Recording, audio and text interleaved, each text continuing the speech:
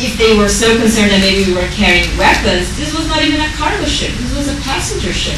And before that, people were so, because I interviewed so many people to get an overview of the nationalities and this and that, and people were naive. They gave interviews saying, oh, we're going to get you Gaza, we're praying, we're going to get you Gaza. And some people were mocking at me saying, come on, Iara, we are hundreds of people here, 40-something nationalities. Do you think they would ever do anything against us? So just to confirm, there was no forewarning, no verbal warning, please just stop the ships, redirect the ships, nothing like that? I can't say for sure, but most likely they did say that, go away. And we were going away, I can't tell for sure what the language was, but I've heard that they even knew the name of every captain, So they were very informed because they had these drones and they were taking pictures, they knew everything.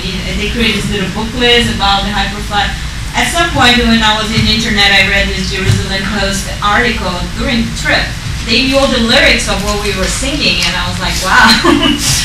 They called some people on the ship. Okay, just follow up on that. When you actually brought to Israel, you was in the jail, and did you actually keep, and for how long you was in the jail, and how long you was hiding that small micro? Yes, everybody who managed to get the stuff out had them on them the whole time, and it's just that, like even us, we had one confiscated. There's people that, people managed to sneak out with one chip, I remember one guy, he asked me to put this little thumb, hard drive in his shoe, and I'm like, that's not gonna fly, they're gonna make me take the shoes off. But people were trying everything, and some people managed, some people didn't. Halal and blockaded. Just small questions. How comes all the victims are Turks? How come all the victims were Turks, although you had so many nationalities? And secondly, did you do all the filming? Because I saw you in some of the shots. Do you have some? Yeah, no, I had a cameraman, and everybody had the who did the editing of this film? Edit. This is what, yeah. But it was from 11 o'clock when you first said. Yeah, because he was not on the whole time. There was one SD card that was confiscated. We don't even know what is missing, but it started at 11, but we were just not filming continuously because you see one of the Israeli boats and you hear shooting, and that comes before you see them coming down from the helicopters. Yeah, because I heard the shots so early, and I don't know, I don't want to jump into conclusions, but that's what it looks like. Yeah, you can hear, right? We're getting there. The gentleman that was shot to get into the boat, were you checked by the police for arms or grenades or whatever? Oh, the ship was inspected before departure. You, the ship. passengers, were you inspected?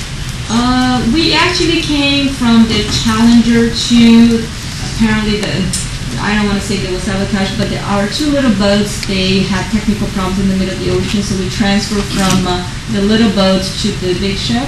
And no, it's true. When we arrived in the ship, there was a whole thing about checking our luggage and the people. Yeah, it's true. And then they sent the ladies to this room and the man to the other, and they did check if we had anything. Yeah. When you see this footage and you remember what happened, when do you think began the shooting? With the helicopters or before?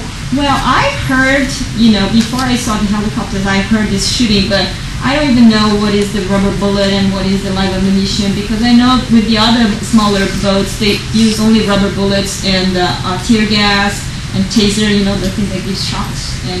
But they didn't kill any people in those other boats. But we interview everybody, and we interviewed even this Lebanese guy who lost his 4 children and his wife during the Lebanon war in 2006. And he, despite the fact of losing his whole family, he says, I'll resist, but I won't use violence, so.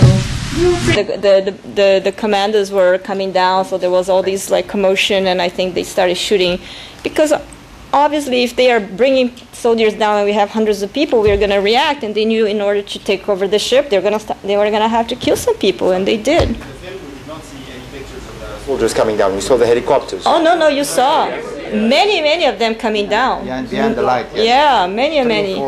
No, more than that. How many? Yeah. You saw. How many soldiers?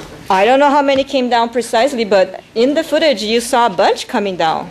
Many. But did the passengers were expecting some kind of clash when you talk to them, like making your interview? We were never expecting like full-blown commandos coming as if we were in a war, you know. We thought they were going to stop our ship and, you know, kind of like push us or maybe like get our engine to get us stuck in the ocean. And we even thought, oh, maybe they're just going to starve us to death and you know, something like that, but not that they were going to come kill us. This is all I have, and they confiscated one of our SD cards, and we have a lot of footage that is all confiscated, so that's basically pretty much the last hour and a half, and you know, that's all we have to offer. Definitely the most important thing is to work with the experts on international law and try to figure out ways of prosecuting criminals, because this is not acceptable. You know, they kill people in Lebanon, nothing happens. They kill 1,400 people in Gaza, nothing happens. White phosphorus in Gaza, and nothing happens. So this, you know, this has to stop, you know, and it's not even like that I'm upset emotionally. I am upset legally. This is breach of international law. So obviously we have lots of lawyers in Europe and here trying to start investigations, and you know, it's very important that the international community keeps putting pressure for independent, unbiased investigation, because as you know, Israel wants to investigate their own crimes, and it's the same as saying, hey, British Petroleum, go investigate your own crime. You know, it's an absurd, but